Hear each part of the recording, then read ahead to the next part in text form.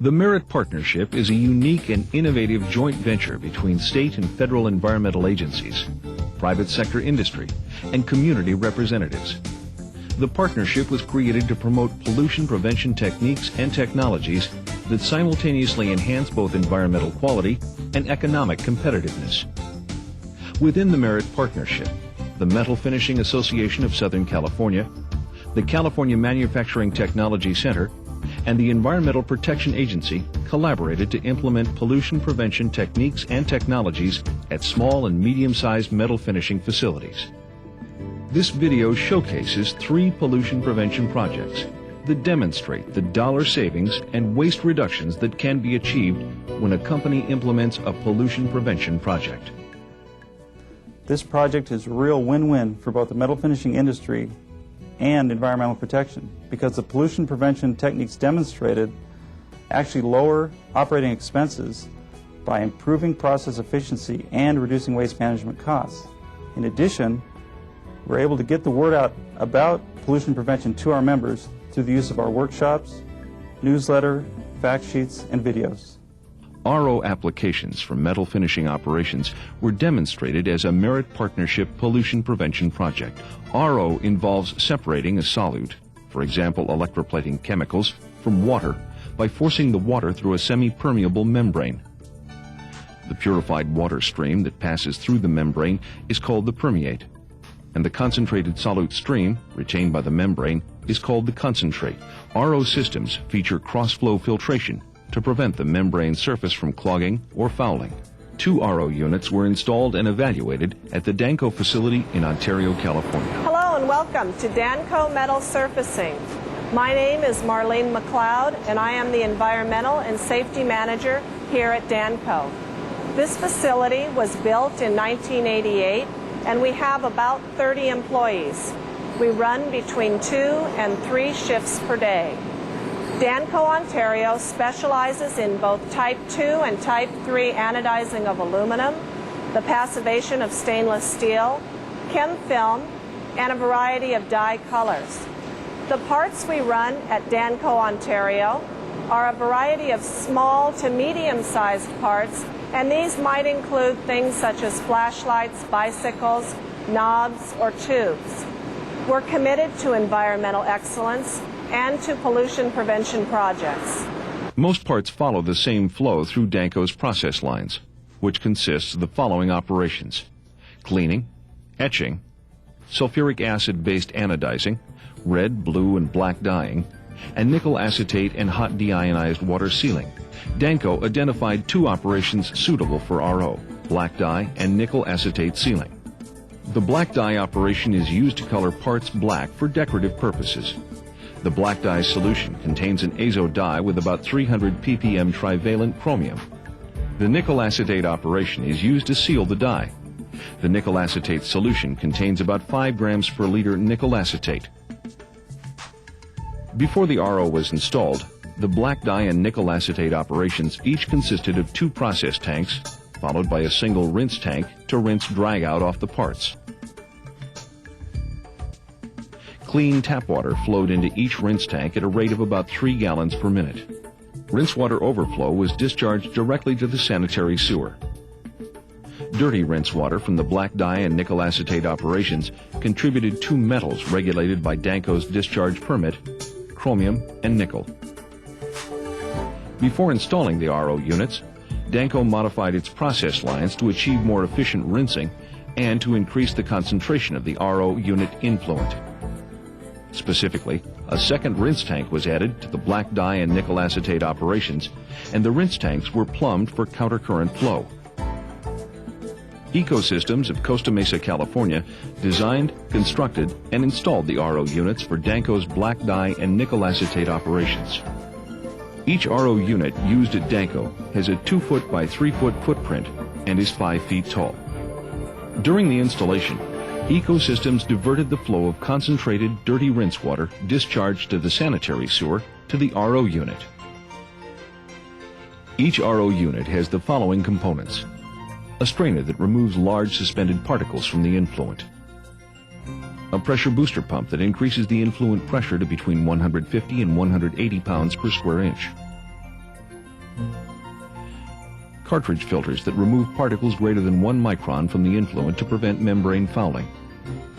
RO membrane canisters that contain thin film composite membranes. And automatic valves that control permeate and concentrate flows. In some cases, additional pretreatment must be performed, such as disinfection, to prevent biological growth on the membranes. The RO units separate the black dye or the nickel acetate from the rinse water and return clean water to the second counterflow rinse tanks. Concentrated black dye or nickel acetate solution is returned to the appropriate process tank. Installing the RO units has led to savings in raw materials including black dye, nickel acetate, and water, and reductions in wastewater discharge to the sewer. To make up for chemical losses from drag-out and production, Danco added an average of 21 pounds of black dye to the process baths every month. After the RO unit was installed, the black dye use rate dropped to 9 pounds per month. This 57% raw material use reduction is particularly noteworthy, considering that Danco's production increased by about 50% shortly before the RO unit was installed. The closed-loop nature of the RO unit application also eliminated the use of 3 gallons per minute of city water and the discharge of 3 gallons per minute of wastewater containing trivalent chromium. After 9 months of RO unit operation, no contaminant buildup in the process baths was observed, and Danco personnel reported no adverse impacts on the quality of finished parts. Reductions in black dye and rinse water use and discharge resulted in significant cost savings. The total monthly savings attributed to the black dye RO unit is about $510, or about $6,100 per year. The capital and installation cost for the black dye unit was $10,000. Operation and maintenance costs include power, membrane cleaning, and cartridge filter replacement. Danco estimates that total operation and maintenance costs are about $125 per month. Considering these costs, the payback period for the black dye RO unit is about 2 years.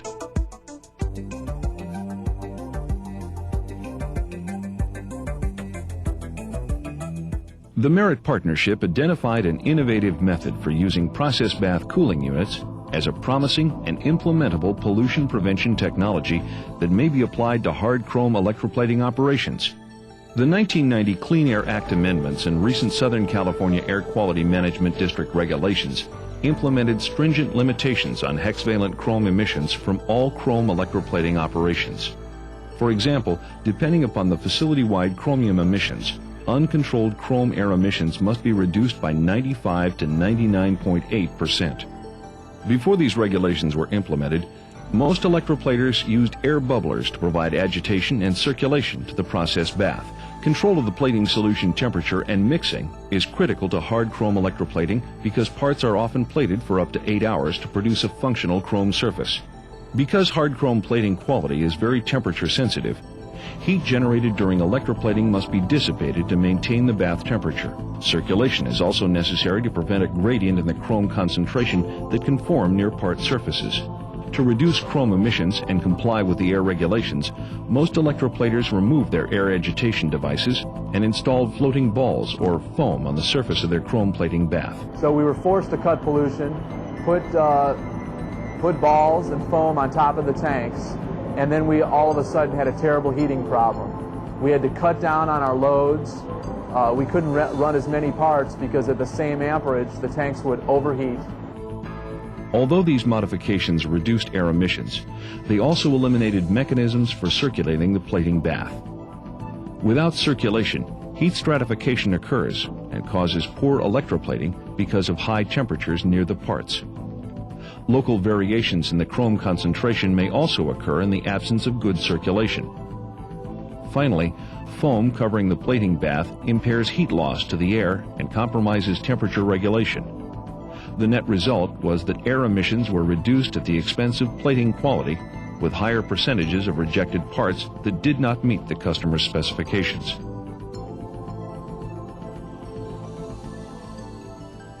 Rejected parts must be stripped and replated.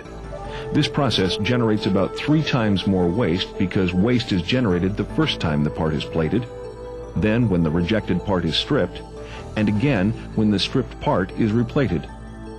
In addition, twice the amount of raw materials and energy are consumed.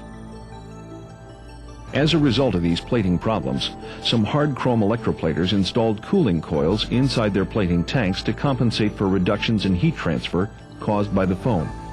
However, these internal cooling units do not actively circulate the plating solution, and they can reduce tank capacity.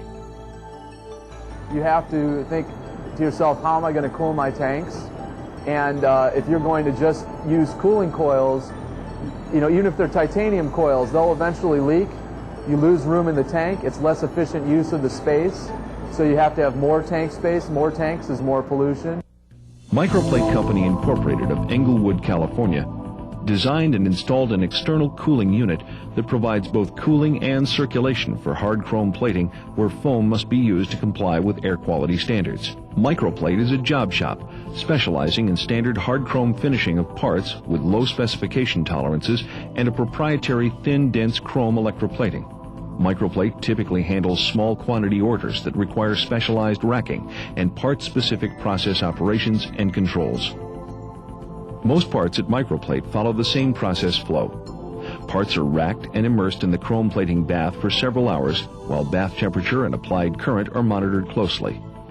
After plating is complete, the parts are rinsed and inspected. If the parts do not meet specifications, they are stripped in a caustic bath and replated. The major components of the external cooling unit include seal-less chemical pumps with carbide bearings and a titanium heat exchanger. Solution to the externally mounted heat exchanger, combining cooling and mixing in one step. As a result, the plating solution is always thoroughly mixed and at a uniform temperature, and therefore reduces the waste generated by rejected parts. Also, compared to internal cooling coils, the external cooling unit has far more cooling capacity. Microplate tracked the performance of both the internal and external cooling systems in terms of pollution prevention for several months. They found that the overall rate of rejects, parts that required stripping and replating, was 0.7% for the external cooling system compared to 10.6% for the internal cooling system, a 93% reduction. As a result of the dramatic decrease in reject rates from using the external cooling system, Microplate used less raw material and generated less waste. They estimate that every month they use about 1.4 fewer pounds of chrome metal and generate about 4.2 fewer pounds of sludge containing chrome in their stripping tanks.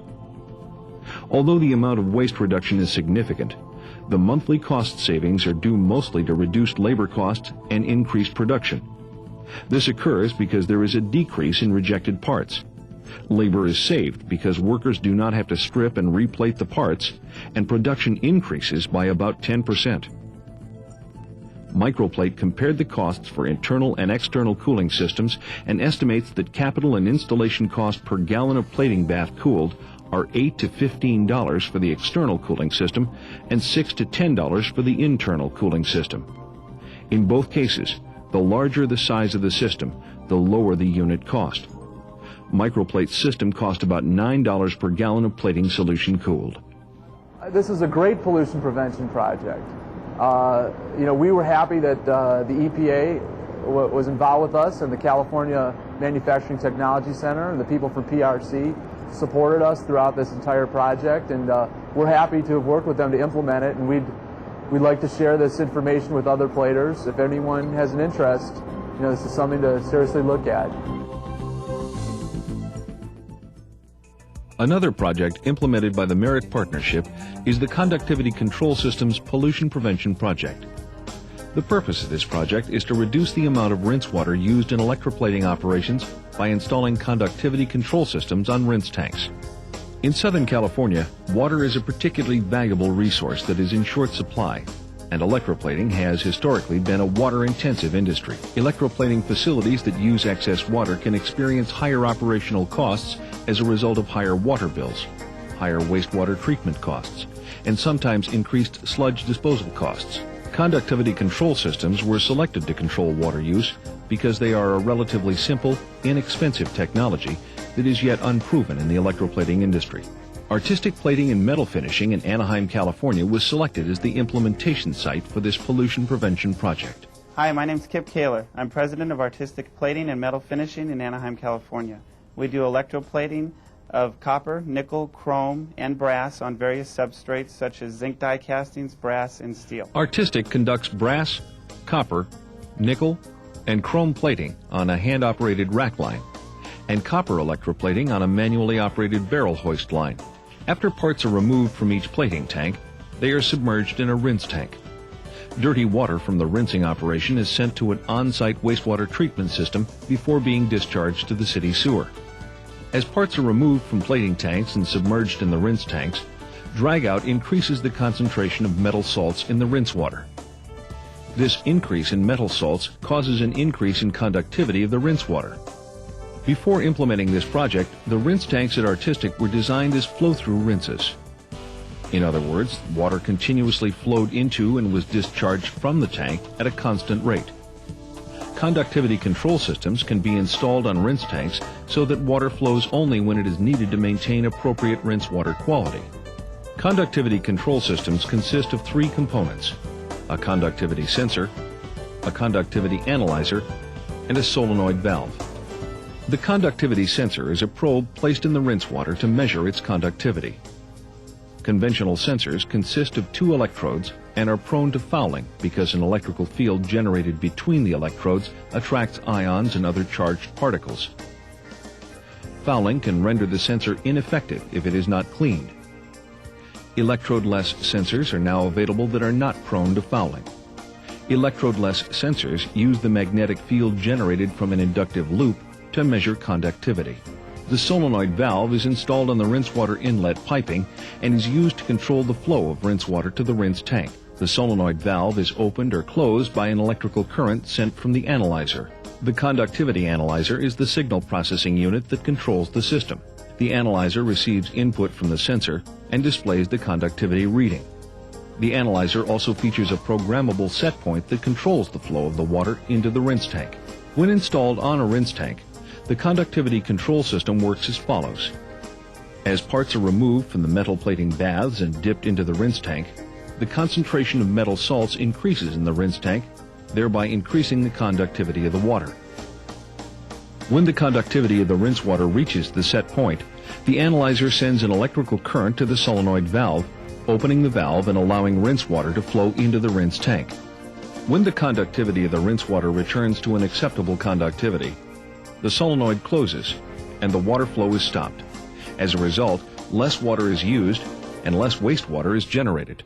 Conductivity control systems were installed on 9 rinse tanks at the Artistic facility. The rackline rinse tanks follow these process baths: acid activation for new parts and nickel-plated parts, copper cyanide and brass plating, 3 types of nickel plating, and decorative chrome plating. Barrel line rinse tanks follow acid activation and copper plating tanks. Conductivity control systems from 3 different vendors were installed at Artistic. 2 vendors provided inductive loop sensors, and a 3rd vendor provided conventional conductivity sensors. After the conductivity control systems were installed and set points determined, Artistic monitored and collected performance data to evaluate the systems. Process water use was measured using a flow meter, and wastewater treatment chemical use data were collected from chemical purchase invoices. Prior to implementation of the conductivity control systems, Artistic used about 129,000 gallons of water per week for rinse operations. After installing the conductivity control systems, rinse water use and resulting wastewater generation went down to 79,000 gallons per week, a reduction of 40%. Artistic has saved a total of $350 per month on city water purchase and sewer discharge fees. By reducing the volume of wastewater generated, conductivity control systems have decreased wastewater treatment chemical use. Before installing the systems, Artistic spent about $4,000 per month on wastewater treatment chemicals. After system implementation, Artistic spends about $3,200 per month, a decrease of about 20%. This results in a monthly savings of about $800. The cost of conductivity control systems, including capital and installation, range from $800 to $2,000 per system, depending on the type of sensor it uses, the type of conductivity display on the analyzer, and the method by which set points are programmed. Artistic has found that electrode-less conductivity control systems with digital displays and push-button programmable set points are the most effective systems because they are the easiest to operate and maintain. For the Artistic project, the total cost for 9 conductivity control systems was $14,500. The total savings from the systems is $13,800 per year. Therefore, the payback period for the conductivity control systems is about 1 year. Hi, I'm Ruben Angel, the Environmental Coordinator for Artistic Plating. Our experience with the Merit Partnership Program has been an excellent one.